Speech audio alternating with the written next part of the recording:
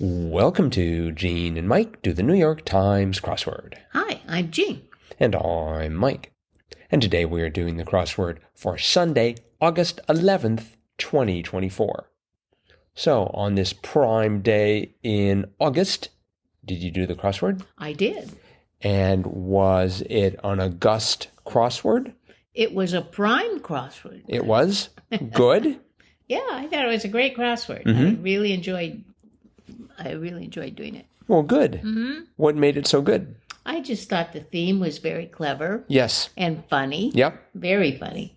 That was my favorite part. Mm-hmm. But the other clues were somewhat challenging, which was kind of nice, but not so challenging that it's like, I'll never solve this. Mm-hmm. So yeah, I like that too. I did it, and also I did it this afternoon when I was wide awake, and it was great. Mm-hmm. Well, good. So why don't we start with the theme? Okay. The theme was Take the L Train, L spelled E-L. And when I saw that, I thought, I wonder if this is, going to be some sort of a tribute to Chicago, because invariably in this country, the most famous L trains are in Chicago, around the loop in Chicago, the elevated trains. But it had absolutely nothing to do with Chicago, but it did have a lot to do with the letters E-L, L. And essentially what the author of this crossword did, Karen Robbins, was she created some clues, the answers of which were common phrases, but with an extra EL positioned within the phrase to make it an answer to the clue. So the first one was 23 across, which went the entire length of the puzzle. So, fairly long in a Sunday. And the clue was say, "Oh, die," spelled O-D-I, say, "Oh, die," instead of "I do." And that was exchange wedding vowels. Instead of exchange wedding vows, it was exchange wedding vowels. They've added an EL after the vow. And interesting enough, I was reading about this in Wordplay, and the author said that she was talking with her daughter and future son-in-law and making wedding plans. And one of them said, "What if we goof up our lines?" And she was like, "You mean instead of saying 'I do,' you say 'oh, die'?" And immediately the theme was born. Wow. So yeah, I thought it was very interesting. So the next one was 38 across. Eviction notice sent to a New York deli owner. And that was pack your bagels and go. Instead of pack your bags and go, pack your bagels and go. Mm-hmm. And then the one that I had the most trouble with was 50 across. This thing is sharp. It handles potatoes and carrots with ease. Example. And the answer was peeler review. Instead of peer review, they put an EL after the first E there. Yes. Made peeler review. So, and then another one was 69 across. Interior decorators' assertion that bold colors are back in style. And that was what's pastel is past. Instead of what's past is past. Mm-hmm. Okay. And then one of the funniest ones I thought was 87 across. Santa's roots on Christmas Eve. And that was no L fly zones. No L fly zones. No L being Christmas. Right. But reading Wordplay, the woman who writes that said when she saw that, she thought it said no elf fly zones. So that was what made me hesitate there, because I looked at it and like, it does look like no elf fly zone. So, and then we had 98 across. Advice after one's rival scores a perfect 10. And that was don't get mad, get 11 instead of get even. Yep. And then finally, the last one, 117 across, airlines promised to improve its timeliness. And that was your delays are numbered. Your delays are numbered instead of your days are numbered. Your delays are numbered. So that was the theme. Yep. Very entertaining. Yes. When did you get it? I think I got it. Where was it?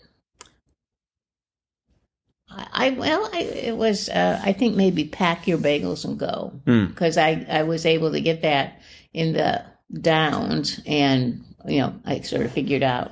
Oh yeah, they're adding an EL in there. So right. Mm-hmm. Yes, I agree. This was a very nice crossword. Trying to think if I had. I did, as usual, start slowly. One across, shoots for the moon. It was aspires. Right. Which took me a bit to get. Uh-huh. And 4 down in the middle of aspires, for my money. And I thought, I'll bet. Which I thought was good because he had the word bet in it and they were talking about money. But it turned out to be a little bit more prosaic, I think. Right. And the one next to it, subject of Bravo's Selling Sunset. This is 5 down. And it was realty. That's right. Have you seen Selling Sunset? No, I haven't, but I've heard of that show. Interesting name for a series. Yeah, and interesting that it's on Bravo. And most of those kind of shows are on HGTV, but I guess Bravo's getting into the reality of selling and buying houses. I think everybody is nowadays. Waiting for our gas station to start streaming stuff. I guess they already do at the pumps, don't they? Let's see, 8 across, Saudi's neighbor. And I thought it was going to be Omani. Me too. But it was Iraqi. That's right, yes. I guess there are several countries around that might, I don't know if they'd have to have the right number of letters. That's right. But, and I forgot 21 across, Japanese takeout option. And I remember thinking, I used to know this. It's some sort of a box. Yes. But I just couldn't remember the name of the box. It was bento. Bento box. That's right. The other day we had Beano, so we've gone from Beano to bento. That's right. Yeah, just yesterday. Yes. And 11 down, did you get this right away? Stick in a makeup kit? Q-tip? No, I didn't. Did you go for wand? I thought about wand, but no. I didn't just think about wand. I put it down. Didn't help me at all, but... No, Well, I had Omani up there, so I had an N.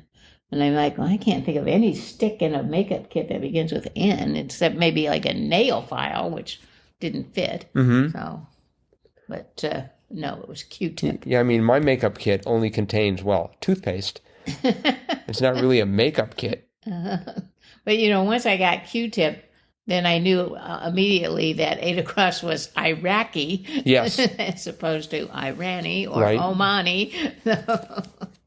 That definitely helps narrow it down. Yeah. There aren't too many other countries by Saudi Arabia with a Q in their name.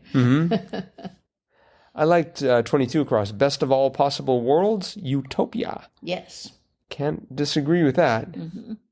And I didn't realize this. 19 across, annoyance for a shopkeeper. I thought it was going to have something to do with shoplifting.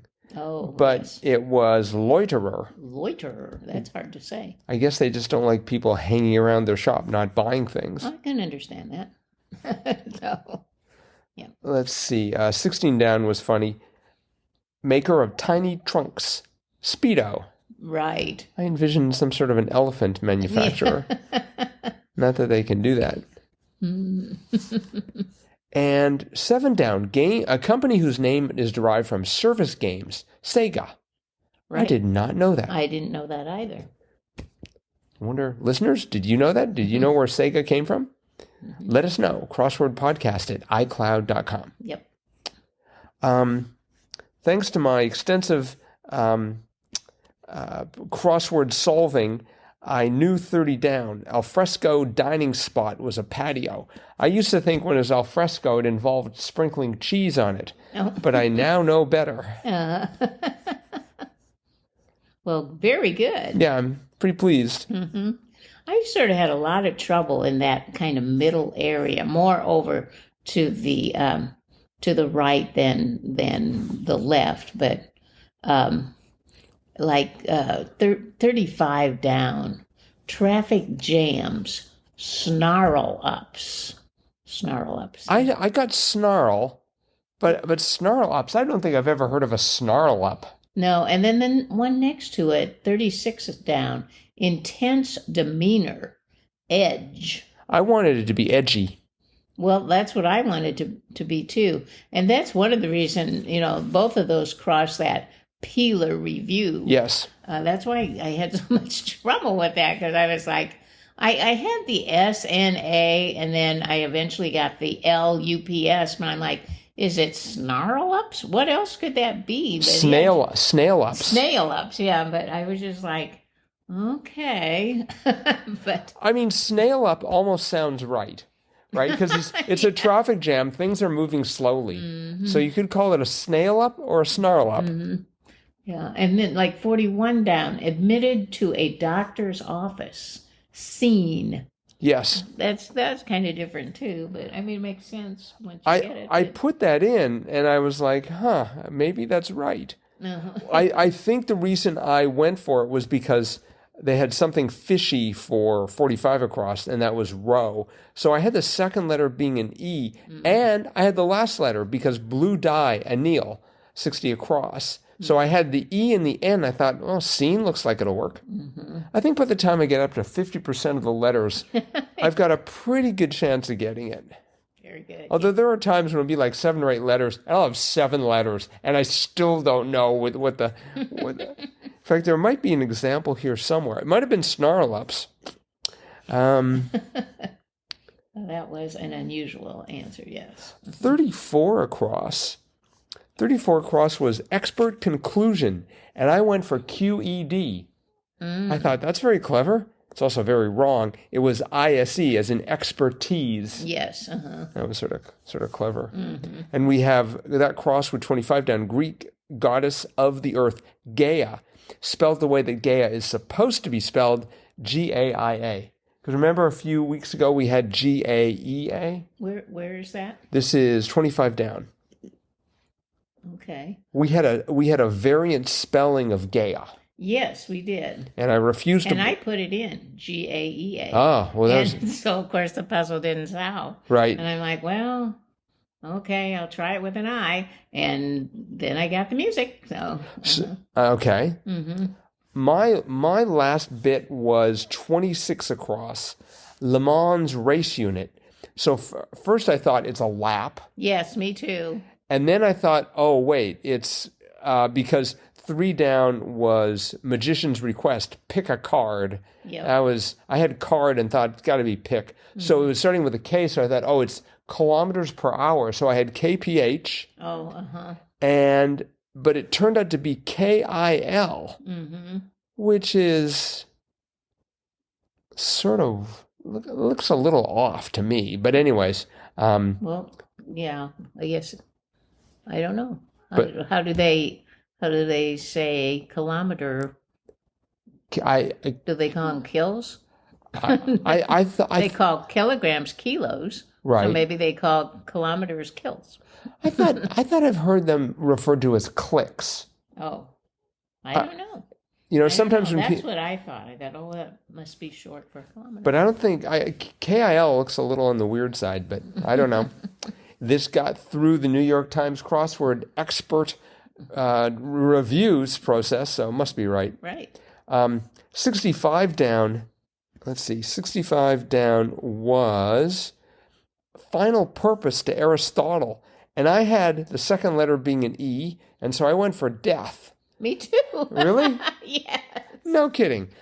Listeners, you should know, Gene and I solved these independently. We only meet up afterwards, like now, to discuss it. Yes. And so... that's funny, though, because it's just like, well, what's the end? Well, it's fine. What's your final purpose? My final purpose is to die, which isn't really like something it doesn't sound really very... very impressive. So what'd you do for a living? Well, I died. No, I know. But anyways, it was not death. It was telos. That's right. Which means, I found out, end. So, Really? yes. It's Greek Okay. for end. So. And remember, we do have to come back to the word telex at some point. Just want to mention that apropos of nothing. Let's see here. 75 across was, if I can find it here, kind of farm. It was solar. Yes. That took me a while. Yeah.